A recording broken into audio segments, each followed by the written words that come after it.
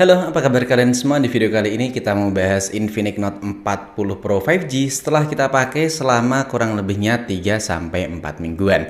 Jadi di video kali ini kita mau bahas seperti apa pengalaman bareng ponsel dari Infinix Note 40 Pro 5G ini dan apa aja kekurangan maupun kelebihannya. Yuk langsung aja kita masuk ke video pembahasannya. Yang pertama dari segi harga ya, menurutku buat harga yang dibanderol untuk Infinix Note 40 Pro 5G ini menurutku kayak gimana ya, kurang wah aja gitu. Karena kalau kita lihat dari Infinix Note 40 reguler ataupun Infinix Note 40 Pro 4G itu emang masih cukup wajar aja sih ya, dikarenakan buat perbedaannya itu menurutku nggak terlalu signifikan banget sih, terutama di bagian urusan desainnya. Karena buat urusan desainnya itu bisa dibilang sama persis plek ketiplek dengan Note 40 Pro 4G, Note 40 Pro 5G maupun Infinix Note 40 Pro Plus 5G. Karena buat seri Note 40 Pro 4G itu Active Hello AI nggak bisa tampil di varian warna hijau kayak gini. Dan selebihnya buat urusan desain dari Infinix Note 40 Pro 4G emang plek ketiplek dengan seri lainnya. Lalu hal selanjutnya yang ingin saya sampaikan ke kalian semua atau yang wajib banget kalian tahu yaitu di bagian chipsetnya. Ya, emang ponsel ini pakai chipset dari MediaTek Dimensity 7020 5G.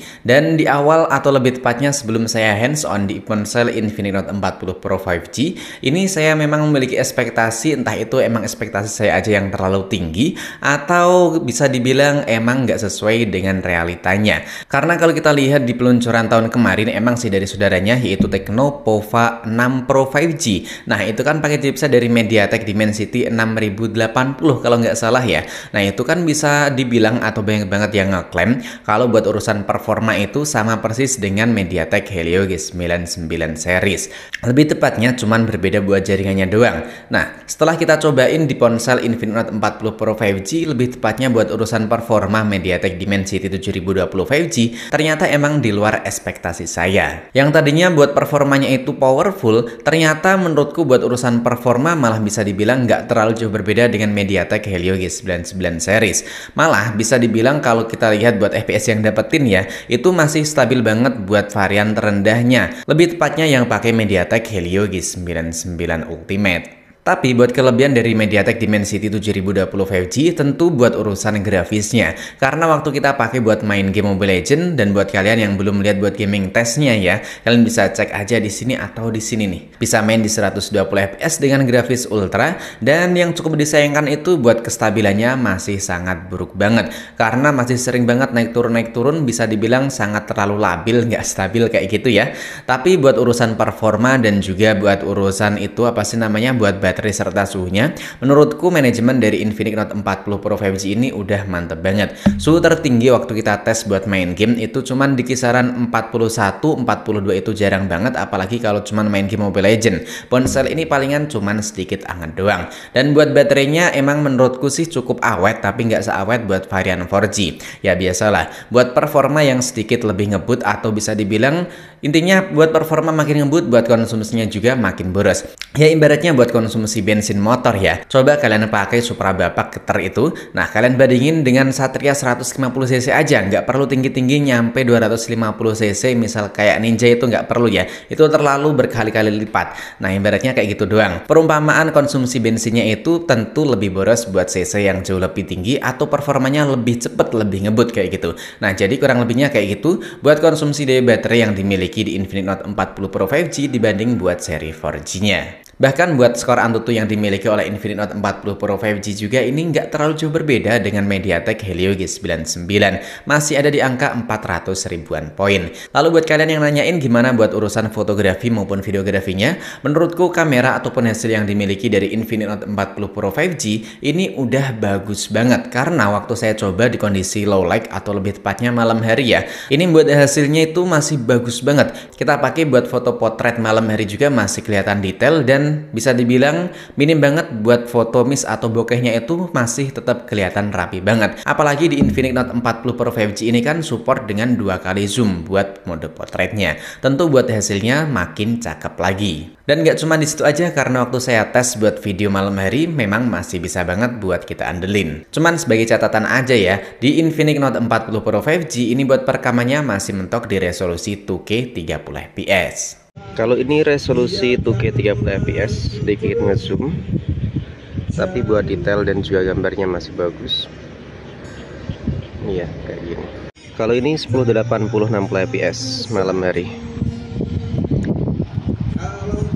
Layarnya cukup bagus. Resolusi 2K. Ini ya, resolusi 2K hasilnya seperti ini. Nggak kita pakai jalan karena ada orang agak malu. Besok aja ya buat tes jalan, tes stabilisasinya. Ini sampel 1080 60 fps malam harinya, sedikit ngecrop dibanding 2K ataupun 1080 30 fps. Kalau kita aktifin stabilisasi, lebih tepatnya 1080 30 fps ya, makin ngecrop lagi buat hasilnya kayak gini.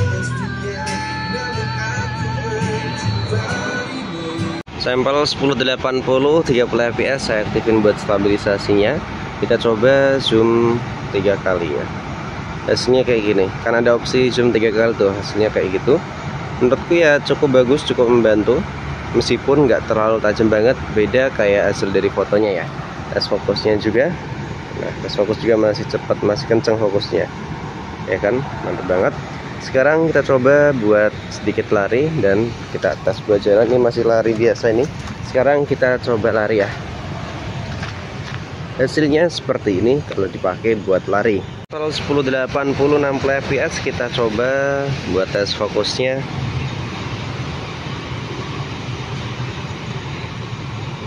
Fokusnya agak sedikit lama, nggak secepat di 1080 30 fps tadi ya. Ini buat kamera depan atau perekaman kamera bokeh. Sebenarnya udah cukup bagus kalau kayak gini. Cuman kalau backgroundnya banyak itu, ya kayak misain antara rambut dan juga ini ya daun-daunan, ini agak sulit nih. Tapi kalau kayak gini, ini kelihatan bagus, nggak ada masalah. Tapi kalau kita itu apa sih namanya, membelakangi dedaunan, ini agak susah. Tapi kalau kayak gini, cuman awan doang, bagus hasilnya. Resolusi 2K 30 fps nya seperti ini. Agak itu sih kurang mulus menurutku. Maksudnya kurang mulus tuh kalau dipakai buat berpindah atau gerak kayak gini, kayak agak kaku-kaku, kurang smooth aja gitu buat pergerakannya. Dan juga kerasa banget buat getarannya.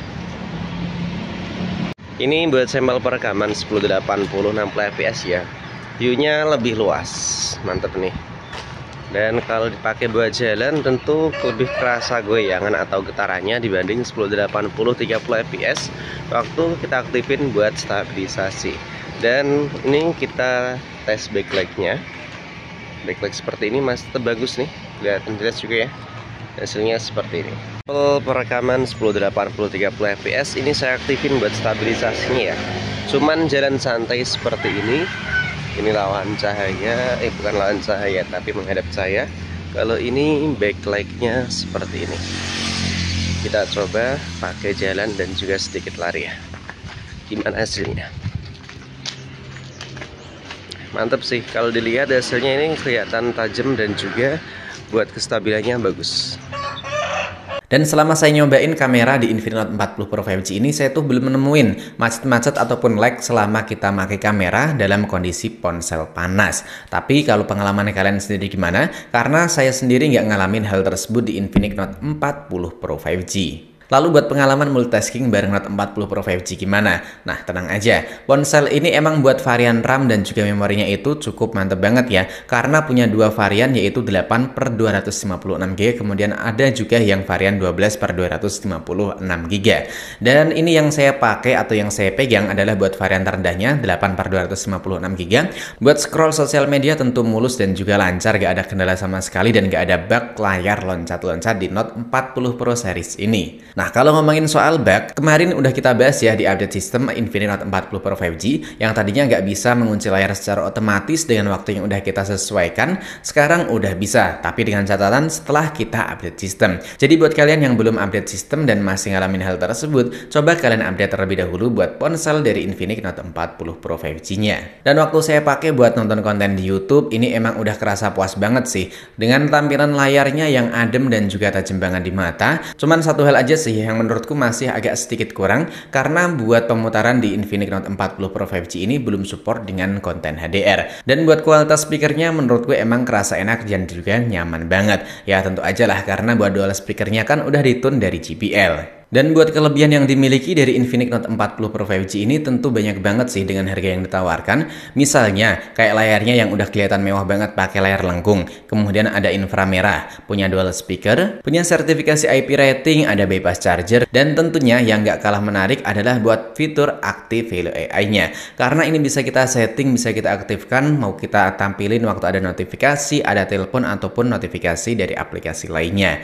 Nah, dari tadi kita udah ngomongin buat kelebihannya. Sekarang saya mau bahas buat kekurangan dari Infinix Note 40 Pro 5G, yaitu nggak adanya buat lubang jack audio 3,5 mm, kemudian nggak adanya buat slot kartu memori eksternal. Ya meskipun buat 256 GB itu kan udah lega banget, dan misalkan kalian pengen memindah file ya, itu kan bisa pakai OTG, tinggal colok aja. Cuman di beberapa video emang banyak banget yang menyayangkan hal tersebut, lebih tepatnya buat nggak adanya fitur atau slot kartu memori eksternal.